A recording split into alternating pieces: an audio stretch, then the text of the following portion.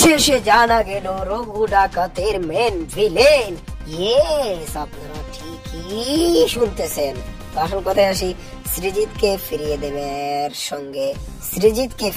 দেবের সঙ্গে রঘু ডাকাত এর মুখ্য খলনায়ককে নিয়ে ফিসফাস শুরু টলিপাড়ায়। সম্প্রতি সৃজিত মুখোপাধ্যায় তার সত্যি বলে সত্যি কিছু নেই ছবিতে অনির্বাণকে বেসেছিলেন। অভিনেতা সেই ছবিতে আপত্তি জানান। তার জায়গায় আসেন পরমব্রত চট্টোপাধ্যায়। হালে শোনা যাচ্ছে রঘু ডাকাত ছবিতে নাকি অভিনেতাকে অন্যতম মুখ্য খলনায়ক ভূমিকায় দেখা যেতে পারে, ভূমিকায় দেব।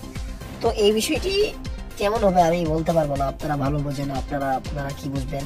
আমি তাকে হয়তো চিনিও না, আমি তাকে চিনি না ইভিনেন, কিন্তু আপনারা চিনেন, আপনারা ভালো বোঝেন তার সাথে হলে কেমন হবে আর কি। আমি শুনছি এর আগেও নাকি তার সাথে দুইটার মধ্যে গোলন্দাজ এবং আরশিনগর, আমি দুইটার মধ্যে একটা এখনো দেখার ভাগ্য হয়নি।